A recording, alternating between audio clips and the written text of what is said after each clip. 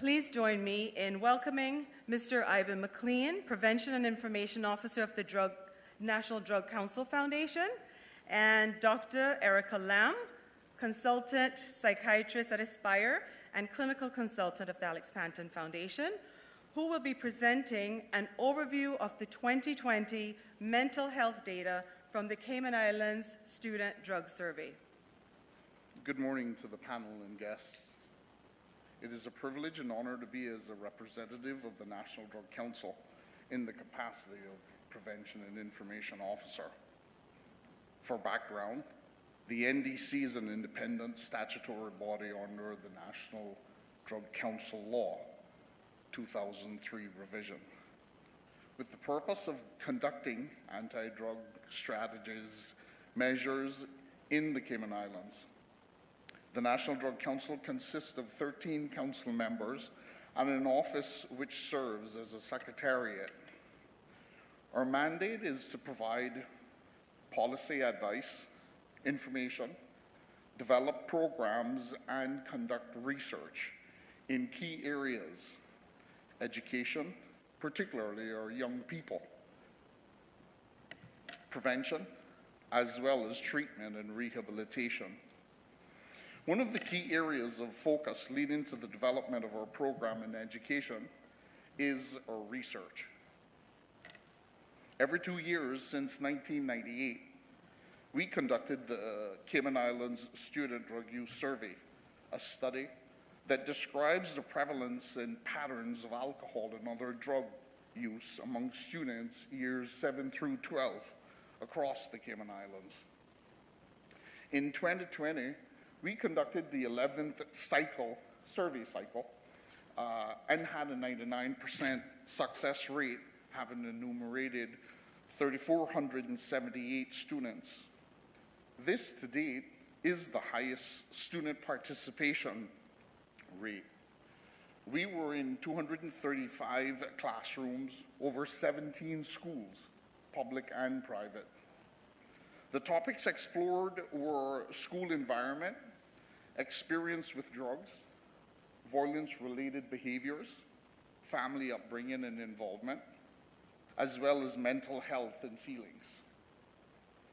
The 2020 CISTUS results revealed that the #1 drug of choice among students is alcohol, followed by marijuana, and then by electronic cigarettes. After the implementation of the tobacco law in 2008, there has been a noticeable, significant decrease in cigarette use over the past 8 years. As it relates to our students, the topic of mental health and feelings were explored in depth through the NDC's partnership with the Alex Panton Foundation.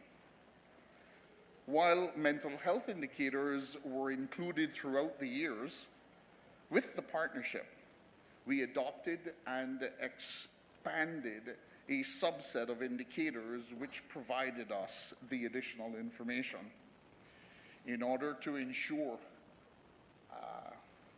we adhered to research best practices, the Council works very closely with Dr. Ken Garfield Douglas, an epidemiologist who has worked throughout the Caribbean and the Americas.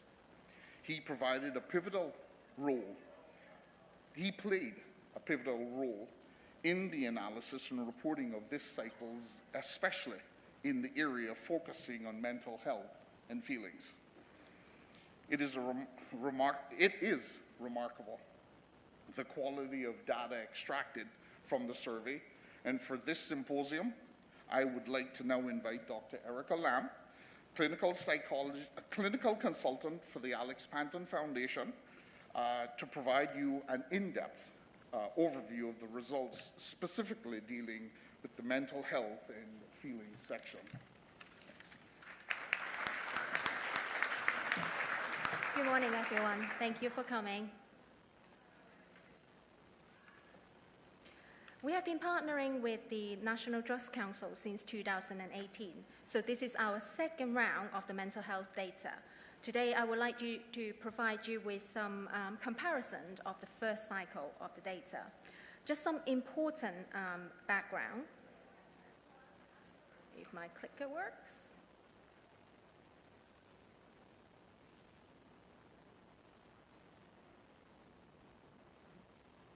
Yeah, okay, sorry about that. Just some important background information. Yeah. The data was collected before the COVID-19 lockdown. If you're interested in the post-COVID-19 mental health data, we have collaborated with the Red Cross on the Mobile Health and Wellness Check project, where Ms. Carolina will be presenting some of the key findings at 10:55, which is just after this, straight after this presentation, so stick around. So come back to the Cayman Islands Student Drug Use Survey 2020.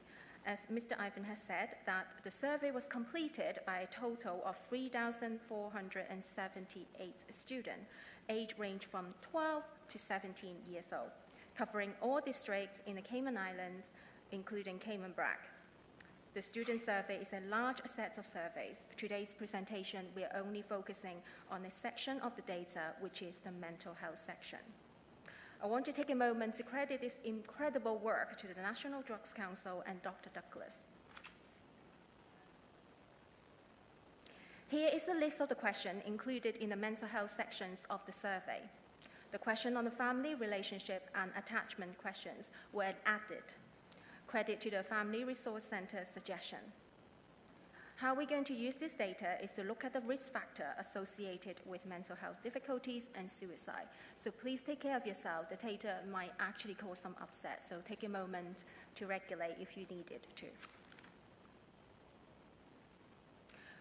We asked if the young people understood what mental health means. There was an increase of understanding by 13% since 2020. Thank you to our educator. Meaning that more young people are being taught about mental health in school. About 32% of our young people said that they have seen by clinicians about emotional well-being. The data on how young people feel about themselves is very similar to 2018 and 2020. 2/3 of the young people feel good about themselves. More girls indicated being unhappy about themselves than boys. 12.5% of the students indicated that they have been diagnosed with mental health illnesses, slightly higher than the global data. The global data indicate around 10%. But there is a slight increase since 2018 as well. More girls indicated that they have a mental health diagnosis than boys. A large portion of the young people who have been diagnosed with mental health difficulties said they have sought help. In terms of barrier of seeking help, this is quite important for us service provider out there. 45% of the students did not seek help because they feel that they don't need it. 18% said that they don't think it will be helpful. About 1% fear of judgment, 9% because of embarrassment, 4% that they don't know how to access help, or they can't afford it. 3% feel that they're disappointed about services, 1% because of the waiting list. Nowadays, young people like to seek help via social media. Last percentage said via WhatsApp, Instagram, and Snapchat. So we need to ensure our information is accessible to our young people via this forum. We asked if parents of the student have been diagnosed with mental health difficulties. About 5% of the students said yes. Very similar data to the 2018. The question about family and attachment is an added session to this survey, which asks about the relationship with parents and house rules. 3 questions on if parents check in with the student and know where they're around about. If they have fun with the parents or caregiver, if there is a safe adult to seek help. There is a question on physical and emotional abuse, plus a question on rules about substance use. The results show that majority of the students, over 70%, have a safe, engaging relationship at home in the Cayman Islands. 34%, however, said there is violence at home. I can see that some of you want to take pictures and writing notes down. Just want to remind you that this data will be available on our website. We used this section of the data and did some further analysis. We looked at the risk factors that contributed to suicide and protective factors based on the attachment questions. We found that not yelling at home at each other is a significant protective factors to reduce the risk of suicide. Let me repeat this. We found that not yelling at each other at home is a significant protector. So it's very important to invest in social care support and reduce family distress, and to improve social communication as a way to protect our young people's mental health. The risk factor, however, for suicide are the rules not being clear, no opportunity to do fun things, and not being asked about the completion of homework. All of this above is about checking in with our young people and paying attention to your children and having fun as a loving family. I just want to take a moment to reflect on what this data might mean to us nowadays after the pandemic. With the reduce of resources and increase of demands globally, are this risk factor going to be on an increase? Does it mean that our young people might be faced with more risk factors to their mental health? We asked our students about the experience of bullying. We have very similar data to 2018. Over half of the students experienced bullying, more girls than boys.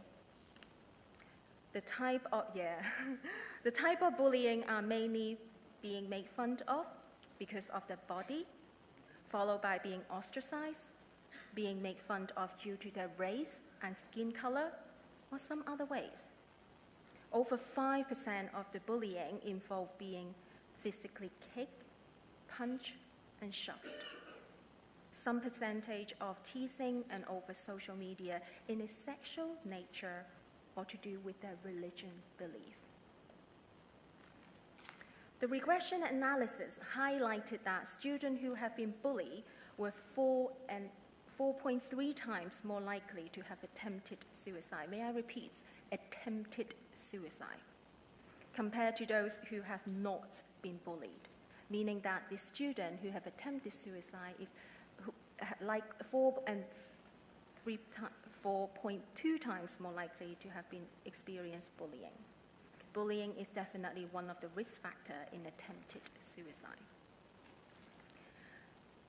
This is one of the very positive graphs in 2020 that lifted my spirits a little bit, I have to say.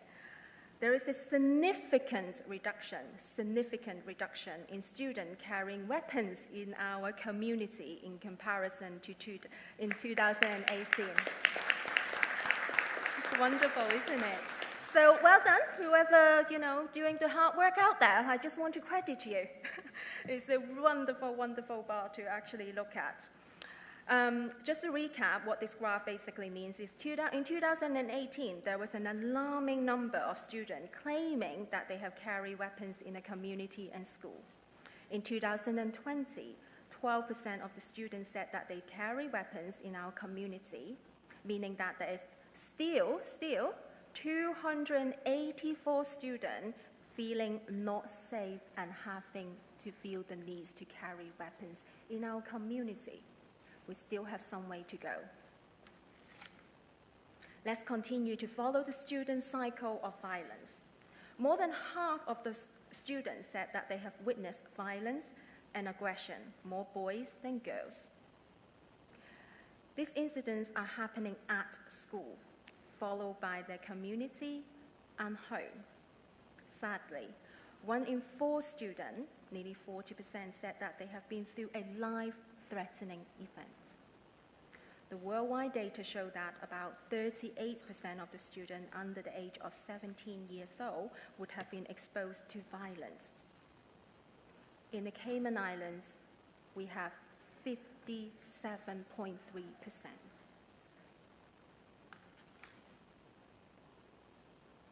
According to those self-disclosed data, less than 4% of the students have been arrested in 2020 due to delinquency behaviors, which is a reduction, slight reduction, since 2018, so well done, educator. When violence behaviors are involved, 1 in 9 students said that they have been attacked someone with intention to cause serious harm. It's very similar to 2018. 4.5% of the students said that they have been drunk at school.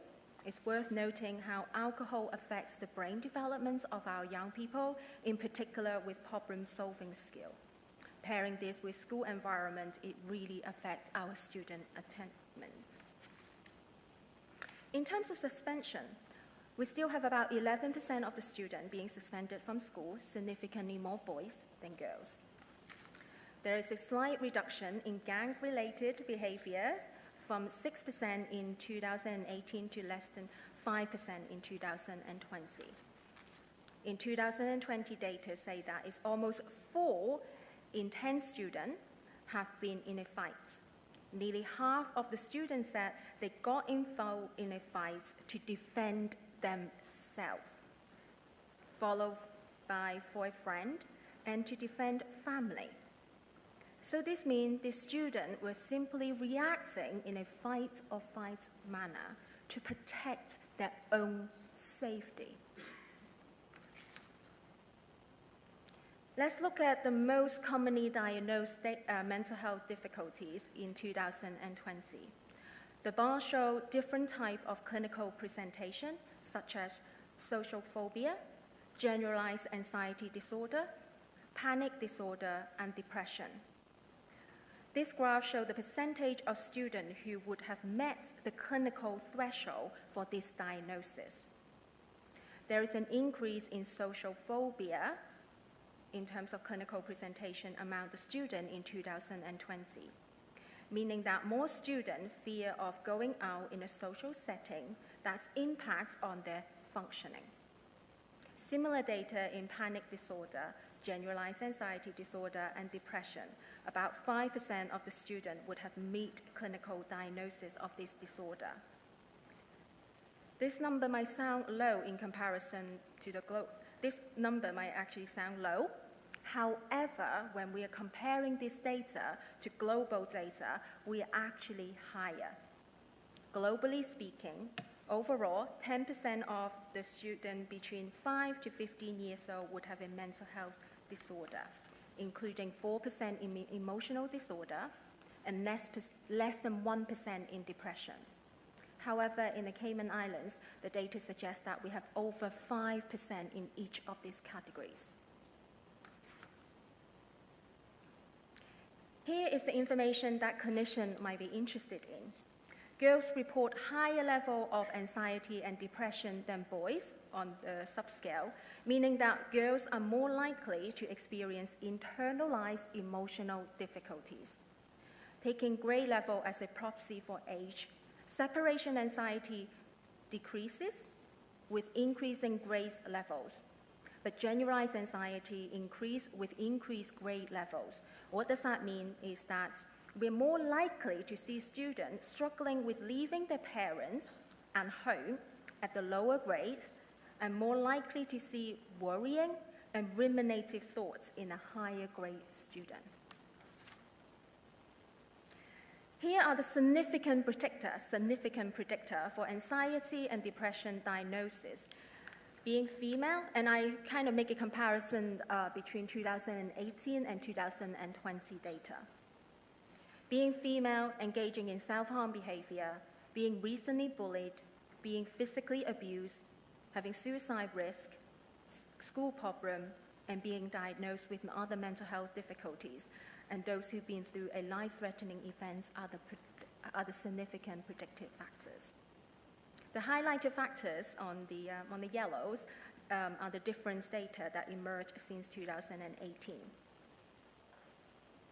So these are the red flags for us as leader and clinician to look out for. Remember, these data were collected locally, so if our young people indicated these factors, statistically speaking, they're more likely to be at risk of developing mental health difficulties.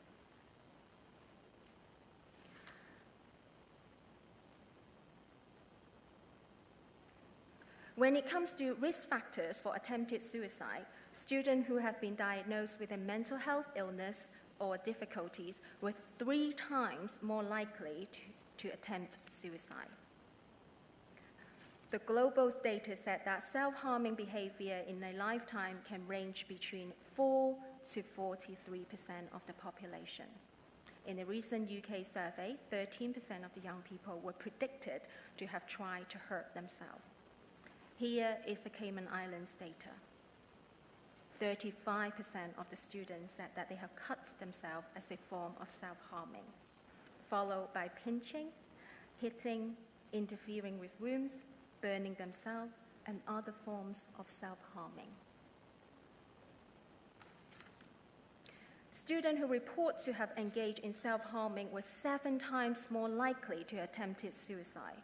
So as a clinician, we need to be mindful to follow through the risk assessment protocol because the risk is high when it's come to self-harming and suicide attempts.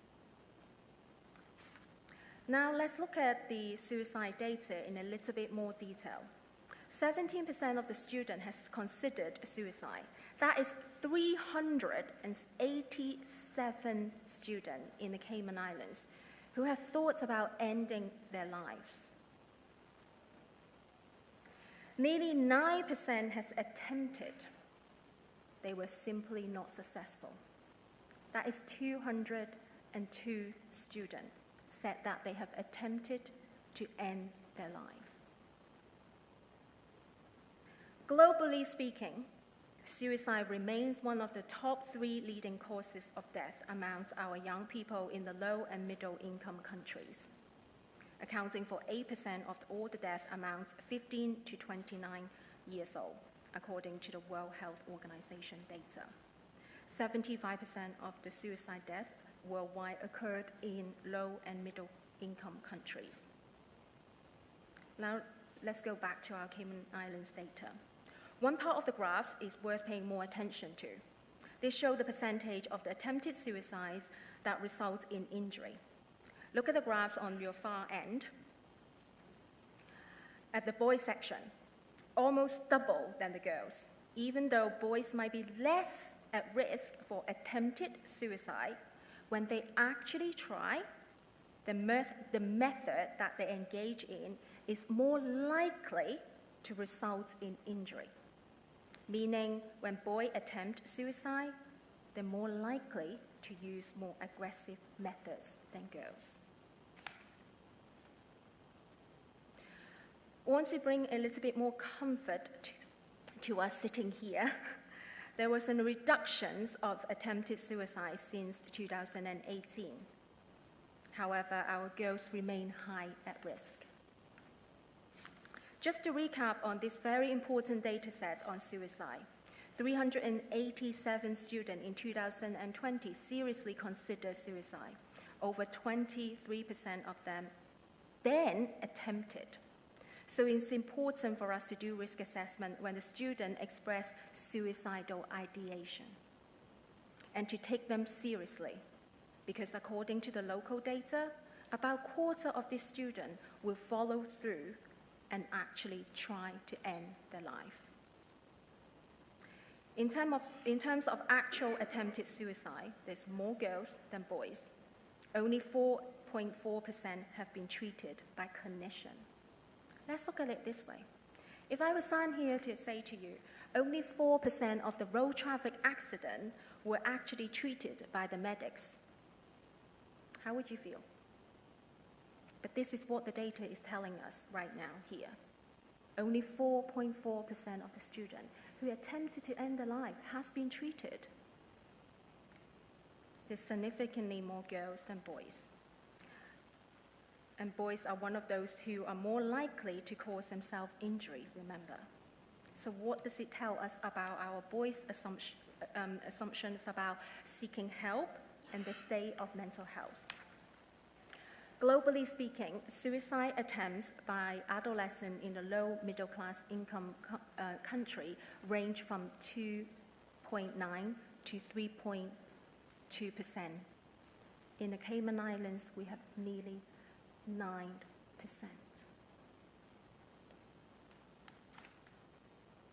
We are now moving on to the associated risk factors for suicide.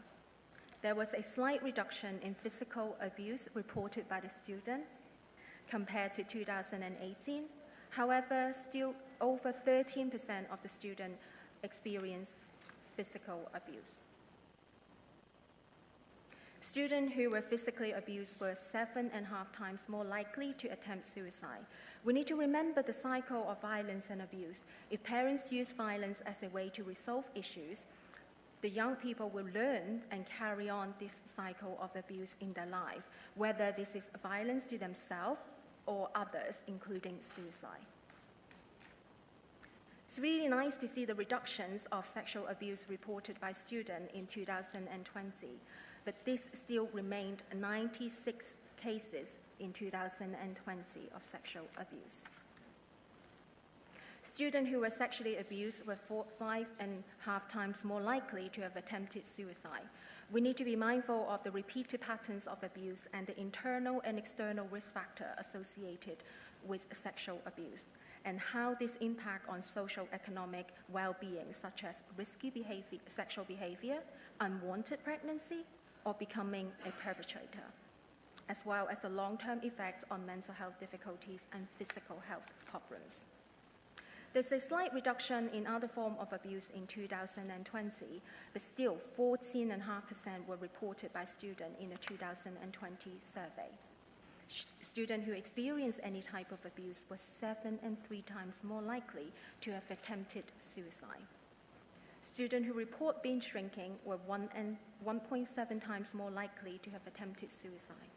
Alcohol interferes with the young person's perception of reality and ability to make good decisions.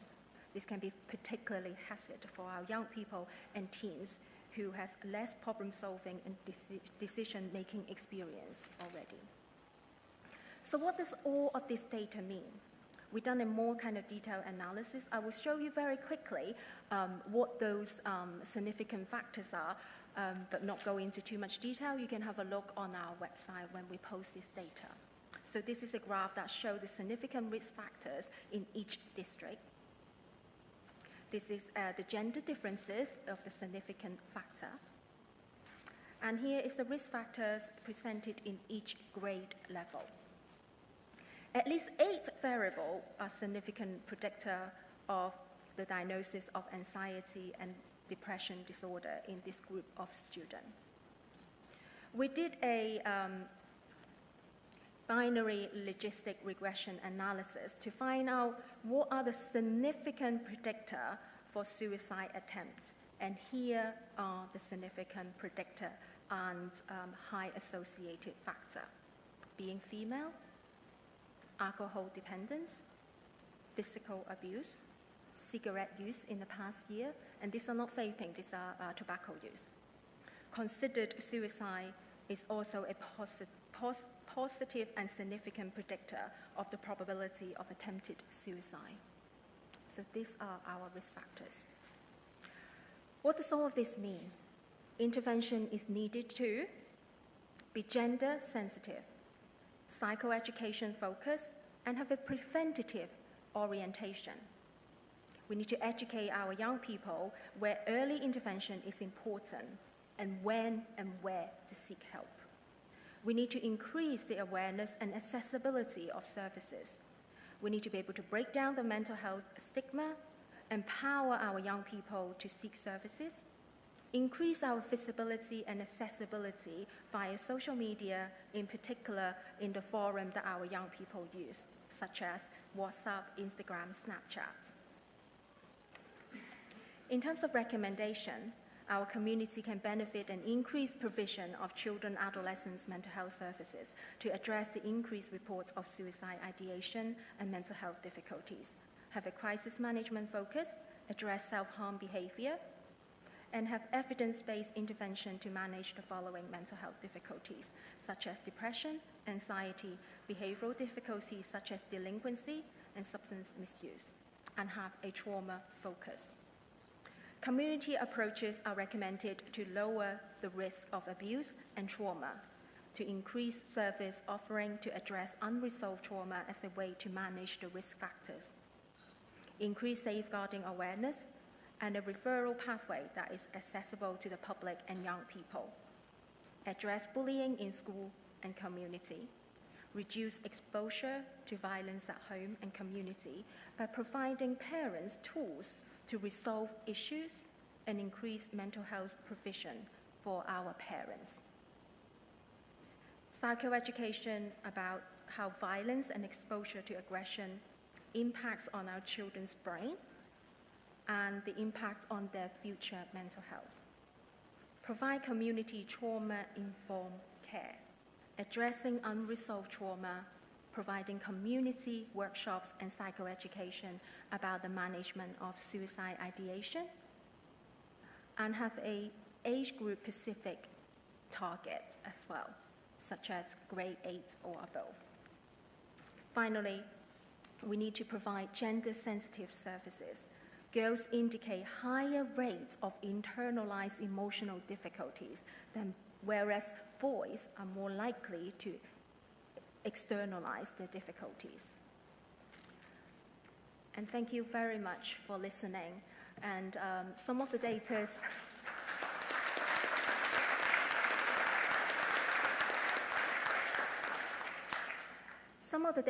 are heartbreaking, but I want us to be able to take away one message. These are numbers. Put it in context with the empower and accessibility of our service. We can change these numbers. And thank you.